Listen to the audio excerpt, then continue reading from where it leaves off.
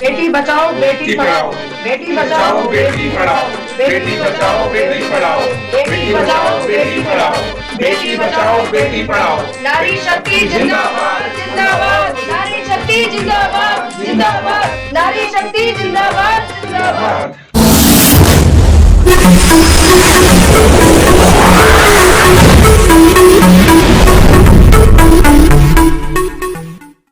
मैं Nitika Daniel, God and evidence collection and endorsement foundation director बात कर रही हूँ।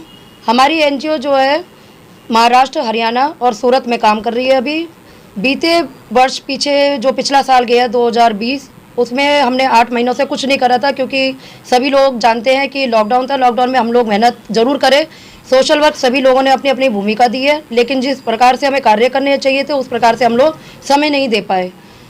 आगे की जो हम लोग आज बहुत अच्छे समय पे यहाँ पे एकत्रित हुए हैं। हमारी फाउंडेशन को लगभग 1 साल हो गया है, जिसमें हमारे साथ मौजूद धर्मपाल जी हैं। धर्मपाल जी हरियाणा से आए हैं और कुछ अपने कार्यकर्ता हैं जो हमारे साथ दिल्ली से भी है, फरीदाबाद से भी हैं और नोएडा से भी है। सभी लोगों का बहुत बहुत धन्यवाद, सभी लोगों को कॉन्ग्रेचुलेशंस। और आप लोगों से यही उम्मीद करते हैं जिस तरीके से आज आपने सहयोग करा, हमेशा अपना सहयोग बनाए रखें।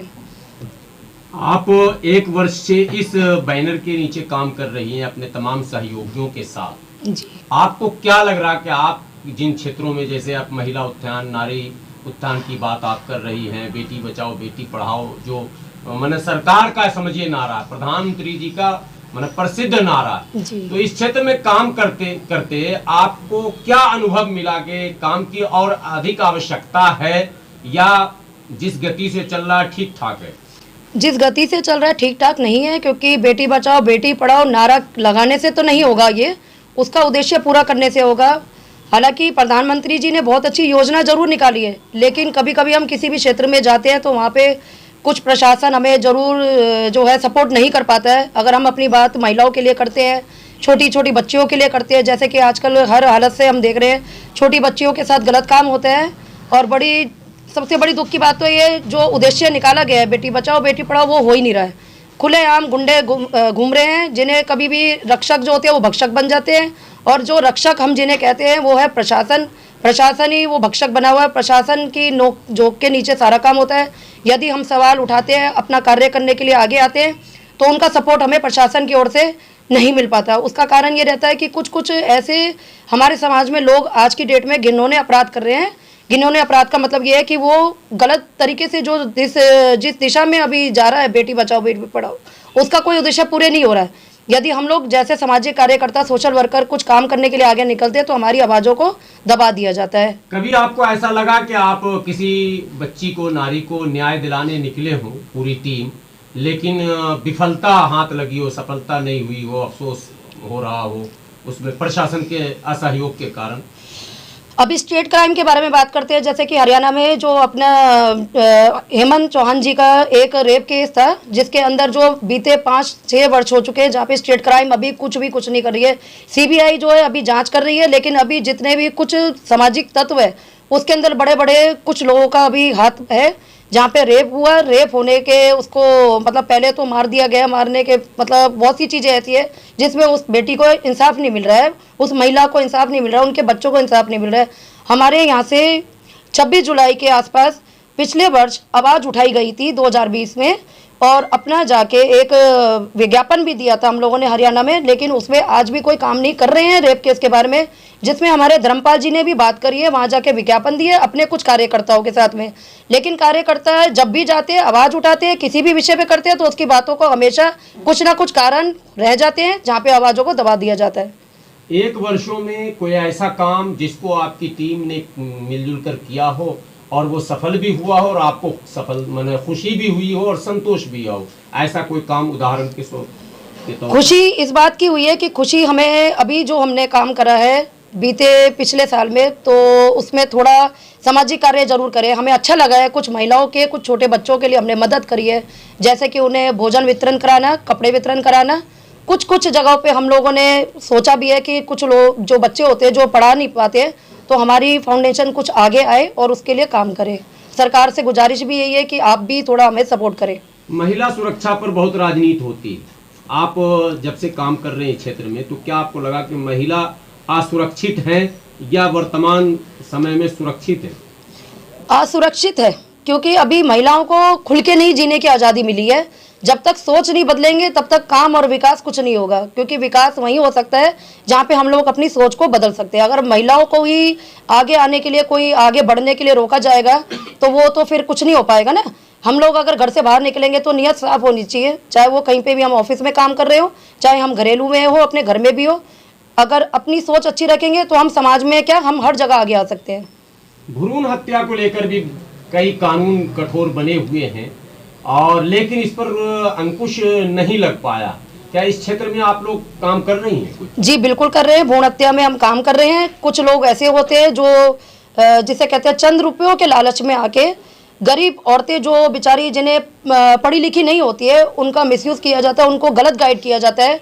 भ्रूण हत्या अपराध के अंदर कई ऐसे लोग हैं जिनका मैं नाम लेना अभी अच्छा नहीं समझती हूँ, लेकिन अपराध अभी भी पल रहा है। अपराध को अभी भी बढ़ावा दिया जाता है, उन पर कोई कार्य नहीं किया जाता। अगर कोई कार्य करने के लिए कोई भी सामाजिक कार्यकर्ता आगे आता है तो उसकी आवाज़ को दबा दिया जाता है। आपके पास शिक्षित महिलाओं की एक अच्छी खासी फौज है और साथ में कई अनुभवी पुरुष भी हैं, तो क्या आपको लगता है कि महिला की सुरक्षा को लेकर या भ्रूण हत्या को लेकर आप आगे कुछ योजना बना रही हैं कि अब बड़े पैमाने पर कुछ काम किया जाए? जी बिल्कुल बना रहे हैं। अभी समय समय पे हम लोग एक मीटिंग भी करने जा रहे हैं, जो हम मई में जाएंगे और पंजाब में मीटिंग करेंगे। कुछ लोग वहाँ पे, कुछ छोटे गांव हैं जहाँ पे उन लोगों को शिक्षित करना है भ्रूण हत्या के बारे में, महिलाओं को उजागर करना है कि किसी की बातों में ना आके, किसी के बारे में, अपने बारे में जरूर ना सोचे, दूसरों के बारे में आप बेशक कहते हैं ना कि थोड़ा सा हम समय लगाते हैं लेकिन सफलता जरूर मिलती है, थोड़ा समय लगेगा। अपनी बातों को पहुंचाने के लिए जन जन तक किन किन चीज़ों का आप सहारा लेंगी, कुछ इसके ऊपर है योजना? अपनी बात को पहुंचाने के लिए हम हमेशा जो है अपनी जितनी कोशिश कर सकते हैं, ज़्यादा से ज़्यादा लोगों को जोड़ के, हर सदस्य से यही उम्मीद करते हैं कि हर सदस्य अपने अपने क्षेत्र में हर सदस्य को जोड़े ताकि वो आगे जन जन तक आवाज़ पहुँचाए। किसी भी संगठन को चलाने के लिए पैसे की जरूरत होती है। आप लोग पैसे का इंतजाम कैसे करते हैं, क्योंकि संगठन चलाना कोई छोटी मोटी चीज़ नहीं होता। पैसे का संगठन अभी तक तो हम लोग अपने जैसे भी कोशिश होती है कर लेते हैं, लेकिन कहीं से अभी फंड आने की उम्मीद करते हैं। फंड जब आएंगे तो उसको वहीं लगाया जाएगा जिस पर्पस के लिए अपना फाउंडेशन है। सरकार से कहीं मांगने की कोशिश की आपने? सर अभी नहीं हो पाया क्योंकि अभी तो पहला वर्ष है। आज हमारा वर्षगांठ जो हो रहा है, हमारे फाउंडेशन का जो हमारा कार्यक्रम हो रहा है महाराष्ट्र में हो रहा है। महाराष्ट्र के डायरेक्टर कुंदन जी है, किसी कारणवश दिल्ली नहीं आ पाए हैं, लेकिन वो वहाँ बैठ के अपना कार्यक्रम जरूर करेंगे।